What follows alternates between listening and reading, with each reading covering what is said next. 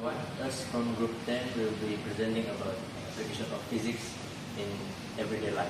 We will be using three basic concepts from physics such as rotationary motions, solid and fluids, and law of thermodynamics, and we will be presenting them in three segments respectively. On this segment, we will look at rotational motion by comparing real life and digital world. On the left side, we see a person rotating on a chair. This shows a real-life rotation around a fixed axis. On the right side, we see a rotation of a 3D wireframe object, which represents the digital animation. To make a digital rotation looks realistic, three basic concepts are important, which is angular velocity, torque, and moment of inertia. The first, angular velocity. It describes how fast an object rotates. When the angular velocity becomes higher the speed of the rotation. The second is the torque. Torque is the force that causes an object to rotate. The higher the torque is being applied, the faster it becomes rotates or change its rotation speed. This is the formula for moment of inertia. I equal mr squared. The meaning moment of inertia show how hard an object is to rotate. Heavy and large object rotate slower, light and small object rotate faster. If this value is wrong in the code, the animation look unrealistic. For segment 2, I'll be presenting what exactly is Bernoulli principle. So Bernoulli principle is essentially the inverse relationship of velocity and pressure, such that the higher the velocity, the lower the pressure, and vice versa.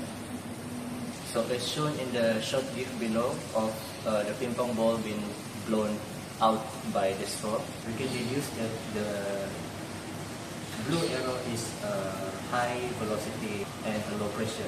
And why is the ping pong ball stays on such stationary place? Is because the atmospheric atmosphere pushes it back so that it stays on the same positions. When coronary artery is blocked by blood, it can cause a narrow segment in the passage.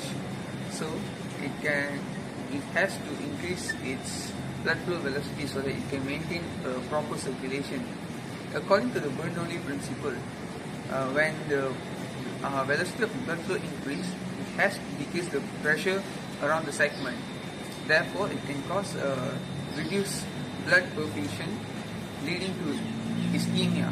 When it worsens, it can cause heart attacks in amount of people with a blockage in their coronary arteries with the plaques. That's it from me. Thank you very much.